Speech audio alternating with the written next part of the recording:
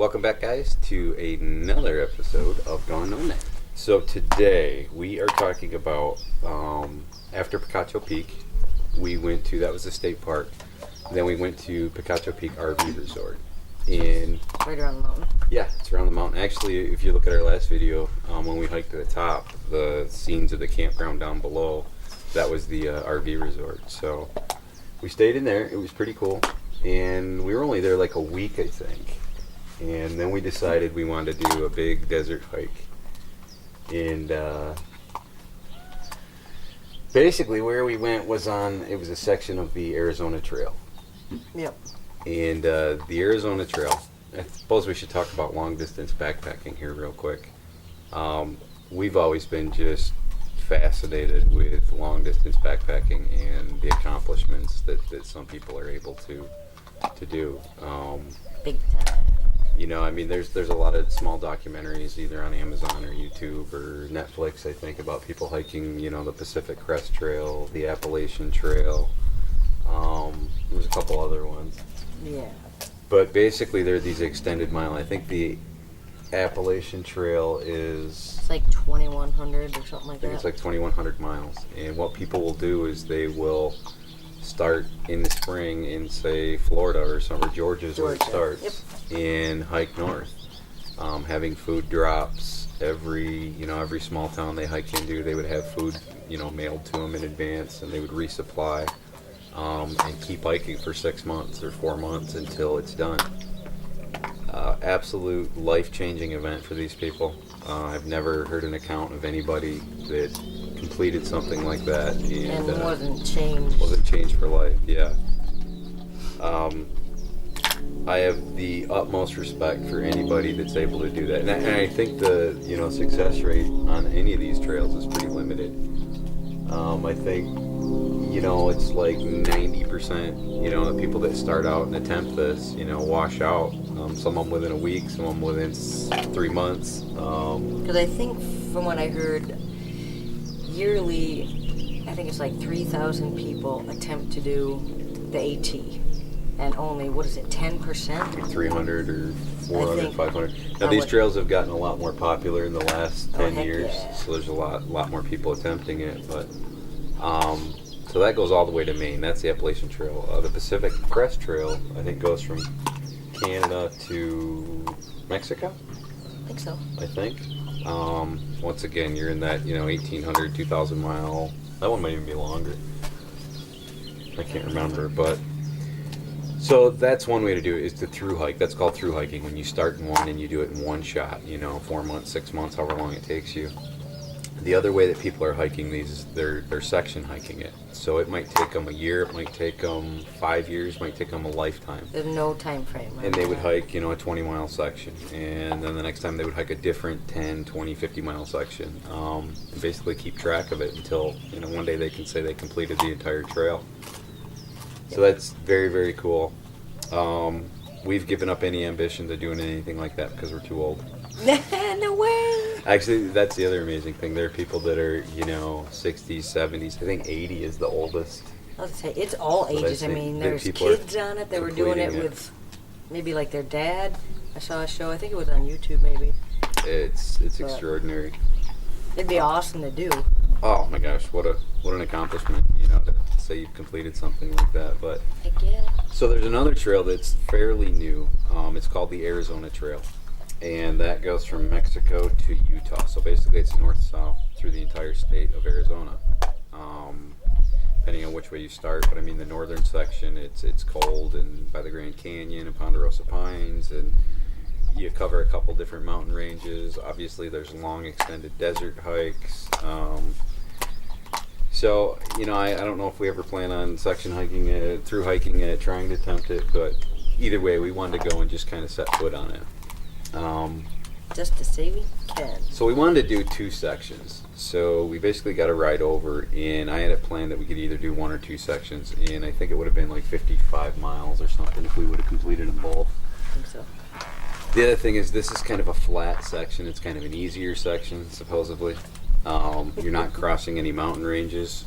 It's a section that's typically hiked in the winter months because it's all but uncrossable in the summer. There are people that do it in 90, 120 degree heat. It's very dangerous. It's a very dry trail. Very dry trail. Very limited. So, we started out, this is the first backpack and hiking trip, with Coda.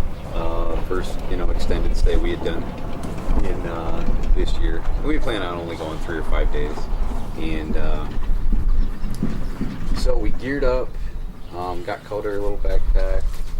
Filled her up. Filled our packs up. I think you were in the 25-pound range before we left Yeah. with water. She was pushing over 30. No digging. Sit, play. Sit. My pack, I think I was right around 38, 40, or 35, I think, 35. before water. So I was over 40 by the time you put on the water you're going to need. At each trailhead, there are cache boxes, which are lock boxes that trail angels or... Hold on one second. Coda. Come over here. Come on, sit. Lay down. Good girl. You still be good. So at the beginning and end of any of these sections, and they could be anywhere from 10 miles to 50 miles, there's like supply boxes where people can cache food or water. Water. They're also volunteers or just nice people that like to stop and supply. Once a week they would go and add water to these boxes just to help the hikers, going through. Very cool that people go out of their way to do that, to take care of the hiking community. And most of them are, hikers themselves. Oh, yeah. But it's kind of cool. So we started out, and the maps that I had in the documentation, there are watering spots along the way. Now, typically when we hike, we're looking for streams, and that's what we're used to getting water. We carry full water filtration, purifiers, so that you can drink some pretty nasty water. Back east, I've drank and filtered some pretty stagnant, nasty, muddy, leafy water before, and never had any issues.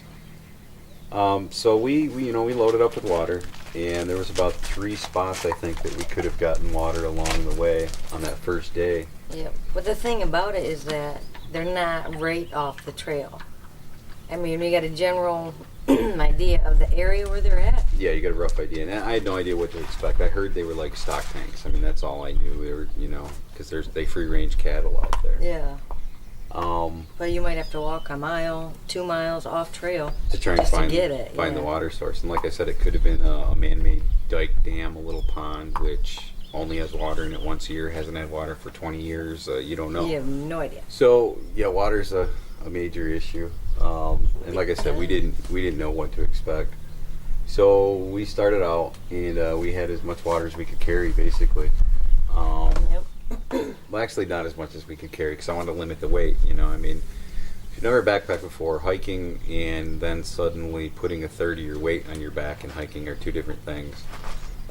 Blisters, feet, ankles, knees, back, shoulders, everything. The shock from climbing and hiking and walking is just magnified. So you want to try and limit that weight. So we had a decent amount of water. I think we had 2 liters each or something, or 3. And Coda had 2 liters, 1 in each her little saddle bag. So the first water source we went to was a pond, and that was pretty close right off the trailhead, or right where you started. And there was like all these huge, Texas longhorns standing around. Oh, that's right. And we had only hiked like, a mile or 2. We still had a bunch of water. So do you remember how many miles we did the first day? The first day we did it was like 12 miles, maybe 11 and a half, but... Okay, so I mean, that's a pretty good hike, fully packed. Trail is beautiful. I mean, I thought it'd be a lot flat. It's incredibly arid and dry. I would classify it as high desert. And you're not going up a mountain or over a mountain range, but it's just these constant... It's just constant roller coaster, Yeah, 300 foot, 500 foot elevation change, up, down, over these knolls and hills. And we crossed a lot of washes, which are like dry riverbeds that are just... It's like a beach. I mean, it's sand. Some of them could be the width of a car. Some of them could be 50 foot wide. Just these barren sand riverbeds, and that's how I'm used to locating water, is looking at the topo map, you know, and looking for streams and things like that. Well, Not in the desert. yeah, that's non-existent in the desert. So then I can't remember. I think we hiked. Oh, and then it was another probably 4 or 5 miles into it. There was water marked on there, and we get there, and there's this cement tank that was just huge, and there were holes in it. It was been dry for years. Oh, There was a windmill that was tipped completely over. So obviously that hasn't put out any water in a very long time. Strike two. Strike two. So now you're starting to get out, run out of water a little bit. So we're trying to conserve. Now Yeah. that we're seeing this, you know. Temperatures were. I mean, it wasn't blistering hot by any means. I can't imagine doing this in 90+ degree heat. Oh, but no way. I Not think in the summertime. we were in the 70s, Yeah, I think so. and you know, like I said, once again, you're fully packed and marching up and down hills. It's still, you're sweating like crazy, and it's just so dry. I mean, the wind is like a blast furnace, just Oh, sucking the gosh, moisture yeah. out of every pore of your body. Yeah. As fast as you sweat. Normally I'd be drenched, I think, and it's just completely dry. I mean, because Yeah. it's just dry right out. So we got through that first day, and I can't remember which tank that was. Oh, we finally got to a tank, and it's this huge 10,000 gallon steel stock tank. I got a little clip of when we finally, you know, walked up to it. We were kind of dying at this point. Yeah. I mean, just dehydrated. Oh my gosh, just so parched. Your throat's dry and everything. So, you know, after that little clip or whatever, it was still, I mean, it looks like it's pretty close in the video, but I mean, it was still an hour walk just to get, you know, cover that distance and get to the tank. We got to the tank. There's a ladder that goes up the side, and, you know, I climb up there, and there's just like weeds and algae in the bottom of it. It was really clear water, and there was tons of little minnows in there. Yum. My guess is when they stock these tanks, they might travel around and put like little guppies or mosquito fish in there, little minnows, to prevent any, you know, bugs, bacteria, crap, parasites growing in that water column, or, you know, Kind of help clean it. yeah, little minnows are going to eat, you know, all the little bugs in there. So I thought that was pretty cool, because there's no other way that they could have got in there. I mean, this water's pumped from a well, probably 1,000 foot deep, you know. No. Yeah. So it was kind of cool. We got water there. Had to filter all the water, and then we set up a camp right by that tank and spent the night. And it was pretty good night. It was a beautiful sunset, and I think it got down to 30s It was like or 30s, something. yeah. I mean, it was cold, you know, especially when you're going 70 to 30. That's a big swing, but you know. It wasn't that bad. But this time, not to. No. But this time, just to cut a little bit more weight, we decided we're not going to bring the tent.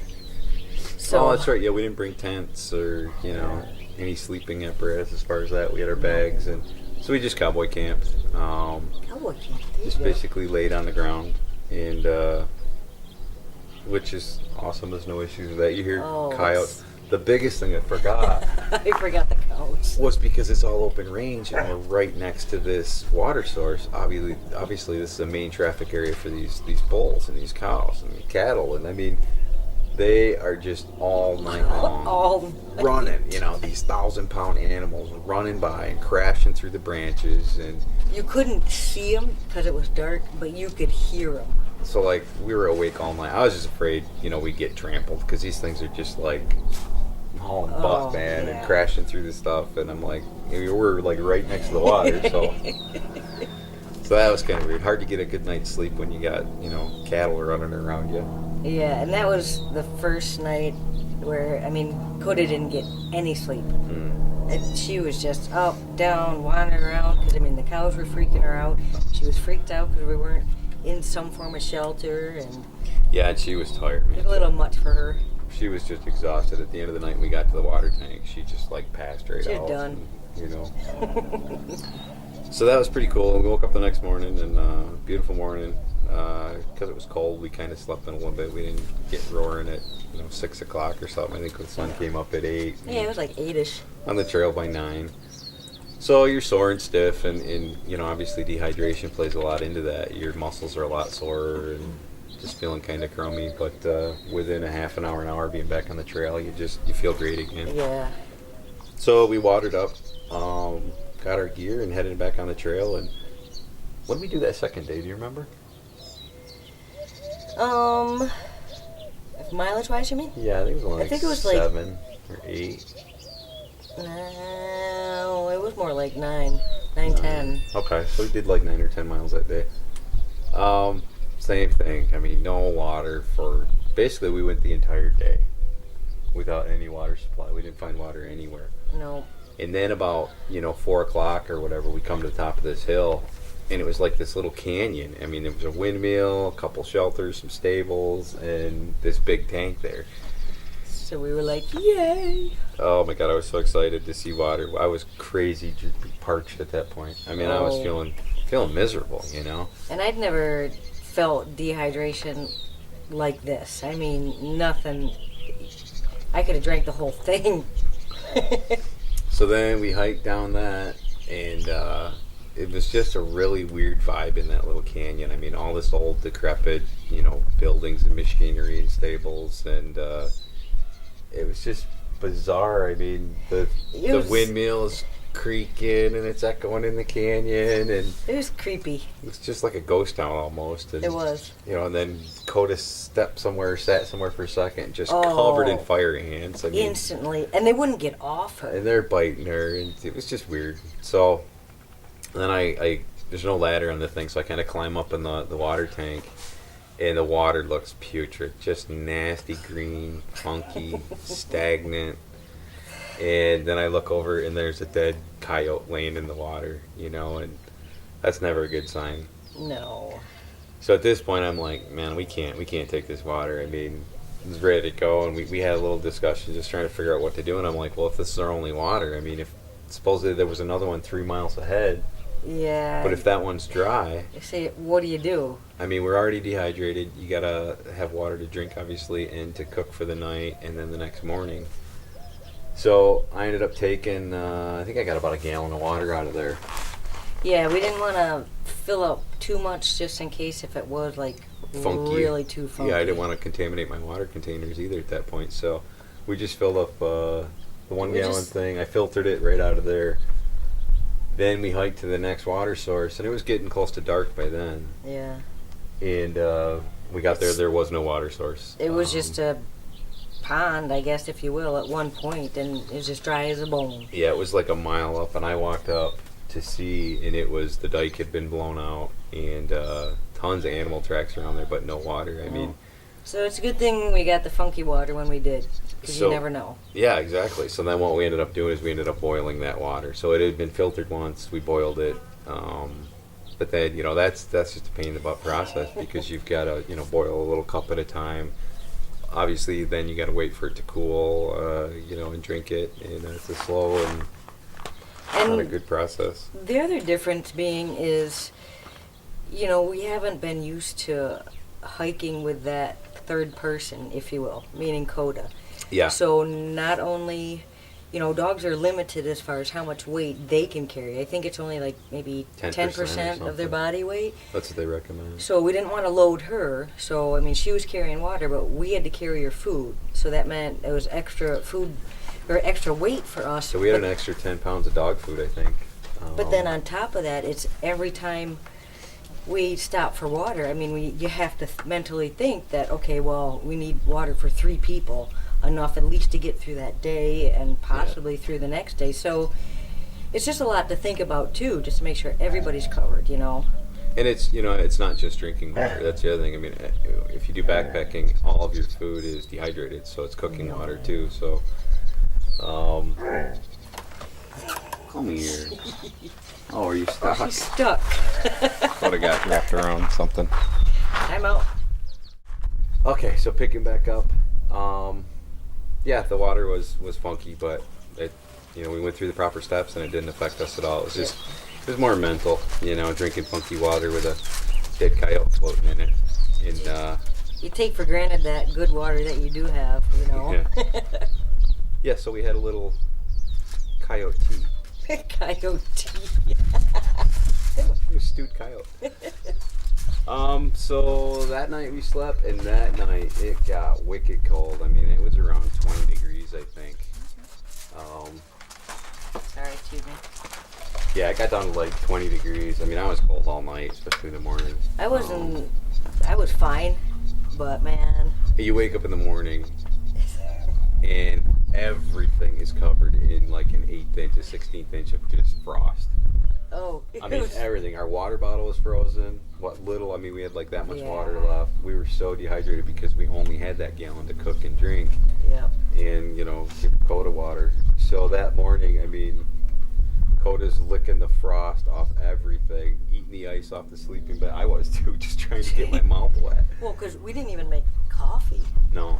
Like, no, really we needed it for bummed about that day because we didn't know if we'd be able to find water, if there was water, or what. Yeah, there wasn't any more water on the trail, and we only had 7 miles, I think, to get back to the next trailhead. Coda did, you know, really good. She was exhausted every time we would stop. She would just fall over and completely go to sleep. I mean, stop for 2 minutes. That's no joke. You know, she was thirsty. Her pads were drying and cracking a little bit. Nothing major, I mean. But I think another couple days of that and she might have been in some trouble. Yeah. I had blisters. I wasn't prepared for the climbing up and down that we normally do. No. Normally what I do is I'll wear 2 pair of socks, and also we put Vaseline on our heels. It kind of helps lubricate. Yep. I only put 1 pair of socks. I didn't credit enough for the climbing. You know, I didn't put as much Vaseline on, so I had just wicked heel blisters. Well, and You had heel blisters. the thing about that is we did research before we left, or before we picked these 2 sections we were going to do, and everybody said it was the flattest part, and that it's really flat. So Well, basically, I mean, we had that it was in mind. it was when I looked at it, it was lack of elevation gain is what it is. You start at 2,000, you end at 2,000. But the elevation gain is like 3,000 feet, you know, accumulated by the time you go up and down. So it's just a little deceiving. I mean, it's not flat by any means. It's not crazy strenuous, but like I said, I just didn't give it enough credit. We were both. I mean, a blister, when you get a wicked blister and you've got that much weight on, it can be debilitating. And that's the most frustrating thing, you know. Because Something as simple as, a little blister. Yeah, just cut my leg off already and I'll still keep going. But there's, you know, numerous counts. That's probably one of the biggest things you have to worry about with people that are long distance hiking is their boots aren't broken in or they don't give enough credit to footwear, and it takes them off the trail. I mean, there are people that it takes them 3 weeks to heal up a blistered foot or something, and that's 3 weeks they lose, you know, in that through hike. They can't complete the hike, or they just go off trail. Good socks too. That helps. So yeah, buy some good socks. So that was that. So we made it through. We were on the second day. The third day, like I said, we woke up. It was cold. It's like 6-7 miles. And we hiked 7 miles out, just stupidly thirsty. I mean, lips are chapped. My voice was hoarse, and I just. Oh yeah. Just crazy. Poor Coda was just panting like crazy. And so we finally got to the intersection of the next trailhead. So we did that one section of 27 miles, and there's one of those cache boxes we open up, and it is just stocked full of water. It's like the pot of gold at the end of the rainbow, you know. Exactly. So we basically downed, I think in about 20 minutes, the 3 of us, we downed like 2 gallons of water. Oh, without a doubt. And just kind of sat there and waited for a ride and got back out. But it was a great hike. Another thing real quick, I forgot. When we, obviously we're wearing boots and all, but when we hike, there's a lot of cactus issues to deal with. If you're not familiar with the cholla, there's a couple different, you know, kinds. We've talked about them before. They're beautiful, you know, to photograph, but what they do is they drop the jumping cholla or teddy bear cholla, whatever you want to call it. They drop these little round clusters, and that's kind of how they spread their seed. I think you know that gets stuck on another animal and transports it and drops it somewhere else. But it is literally like a minefield. This little picture right here, there's only 3 cholla plants in the picture, and you can see how many of these little landmines are spread out.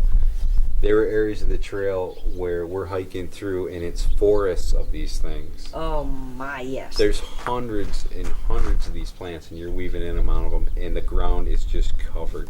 They're evil. Oh my gosh, and there was a couple of parts of that trail where he had to actually pick Coda up and carry I had to carry her through. Because there's no way she couldn't have They'll go right Made it through your through. boot. I mean, you get them on your boot, Oh, they'll yeah. go right through the leather. I mean, some of them have like tiny hooks on the end of them, so that's where they just stick in you, and And you can't remove them. You grab them with your hand, and now suddenly you have it's like glue. 1,000 Velcro. little blood spots coming out, and now it's stuck on your hand, and now it's on this one. I mean, so the trick is to carry a comb. Yes. That has saved us in the past, but it is absolutely a necessity if you're hiking with a dog. Definitely. So every once in a while, Coda would get, she would just stop in the middle of the trail and pick up a paw, and then we'd have to stop, break out the comb, and you put the comb over the tines, and the whole little ball just pops right off. Yep. So that was an issue with her. She did really good with everything else. She did awesome. She She was a trooper. When we got back, when we were done, I think she slept for like 3 days straight. I mean, she'd get up, and she's a pup, Yeah. She'd get up and go to the bathroom and eat, and that was about it. She was tired. And that's the same. I think it took us probably about Couple at days least to recoup. 3 days to recoup, just from the dehydration. She had to get rehydrated. So it's definitely the real deal. I mean, like I said, I give all the credit in the world to people that through hike and do this every day for months.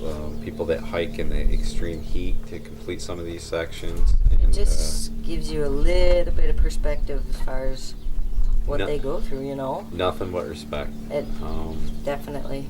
Very impressive.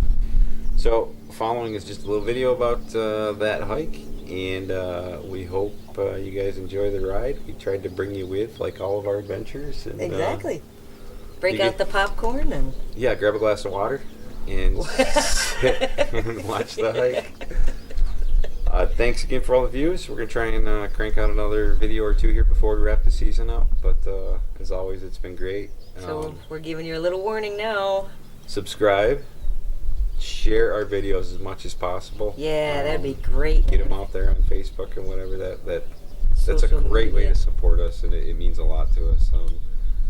Like I said, we've talked a million times about how much we appreciate our viewers, and we're just looking forward to over the next few years interacting with a lot more of them as they come on full time or meeting them on the yeah. trail, and just to get more comments from all the people that are out there, just absolutely love interacting. I mean, whether it's in person or through the channel. And, In person would be really cool, but yeah, come and find us next Yeah. year and drink some wine with us. there you go.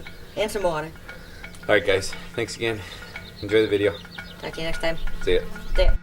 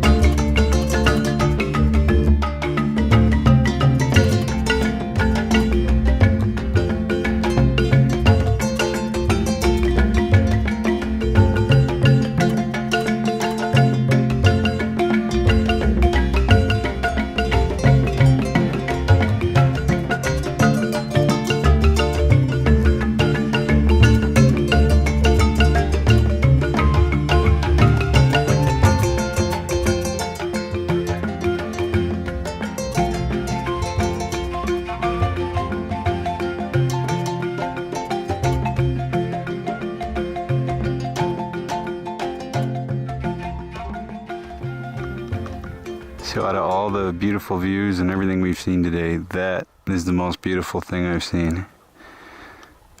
Providing it's full of water. Better be. I'll be pissed. Oh, we'll be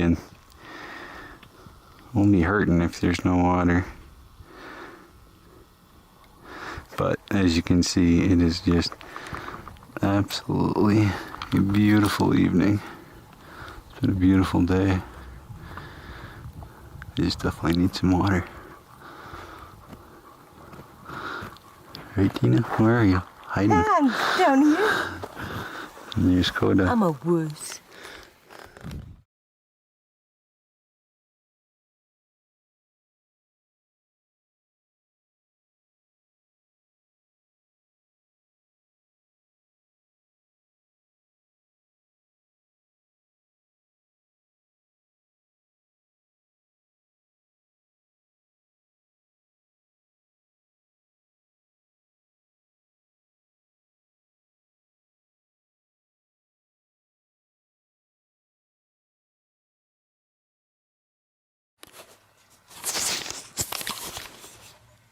Good morning.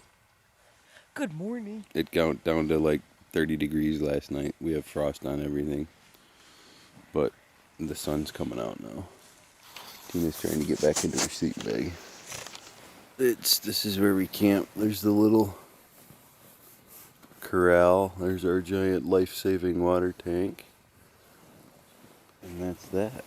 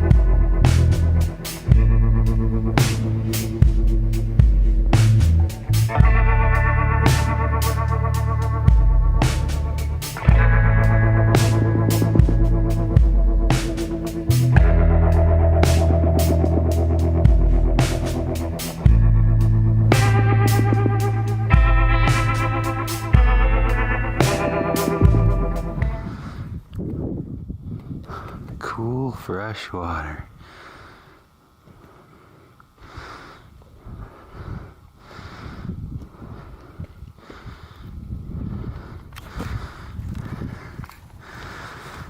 How you doing, baby? Good. That hill a killer? Yep.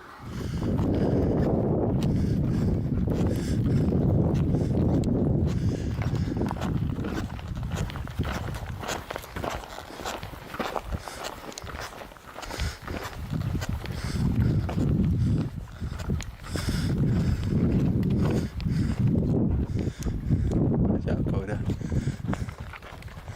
We're in a little bit of a canyon here. This is pretty cool, actually. Let's see. A ladder.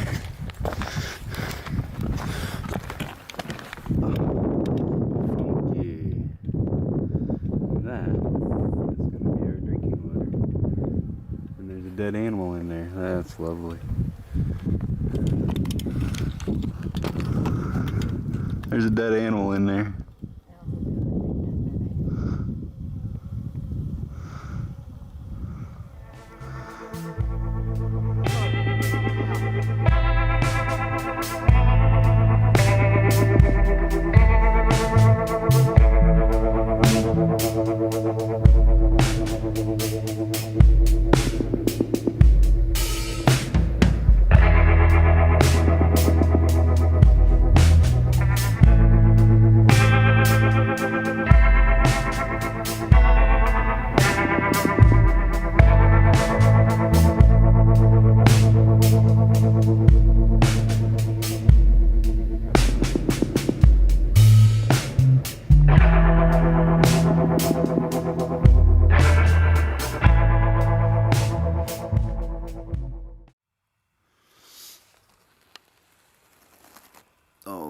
stuff is frozen.